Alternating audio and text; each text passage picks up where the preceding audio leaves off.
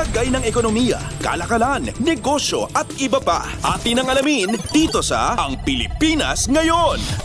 Magandang araw. Narito na po ang balitang negosyo at kalakalan.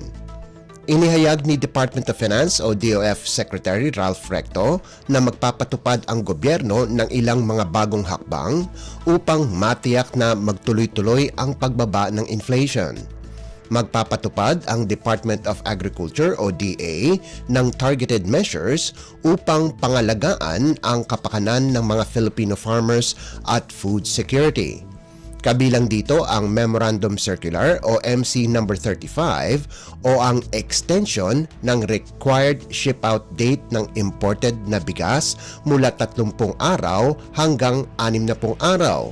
Pagsuporta sa pagpapalawig ng Rice Competitiveness Enhancement Fund o RCEF hanggang 2030, expansion ng Kadiwa ng Pangulo program sa Visayas at Mindanao at pagbili ng African Swine Fever o ASF vaccines para sa mga maliliit na swine raisers. Sinimulan na rin ng DA ang estratehiya para sa water management bilang paghahanda sa La Nina.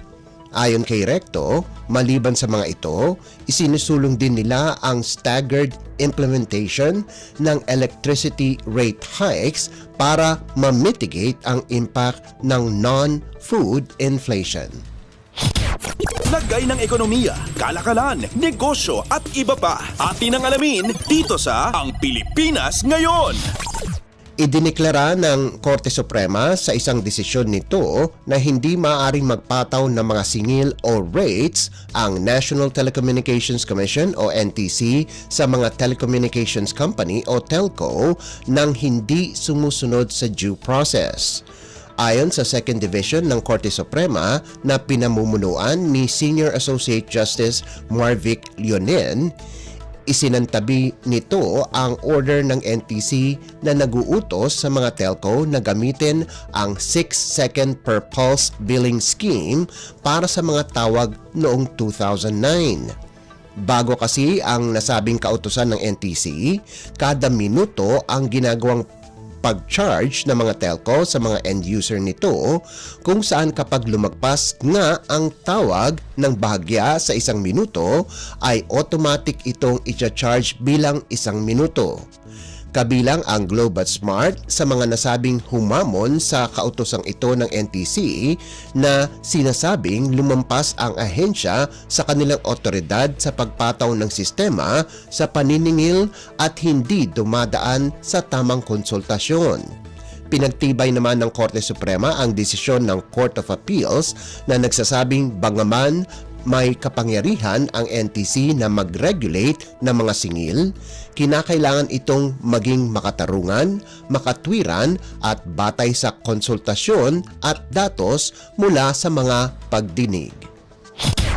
Lagay ng ekonomiya, kalakalan, negosyo at iba pa. Atin ang alamin dito sa Ang Pilipinas Ngayon.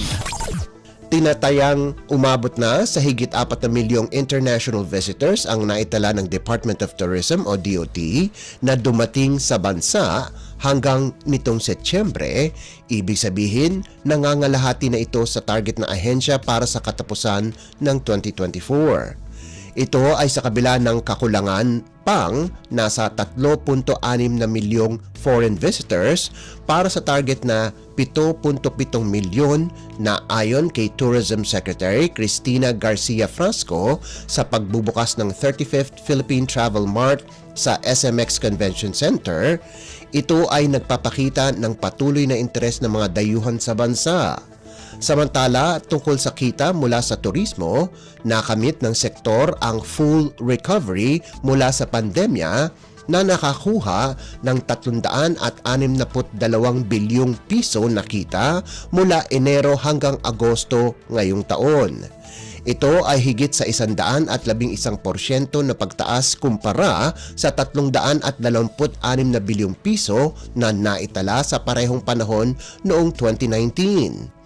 Ayon kay Frasco, may uugnay ang financial rebound ng turismo ng Pilipinas mula sa lumalawak na appeal ng bansa at ang matatag na pagbangon ng sektor ng turismo.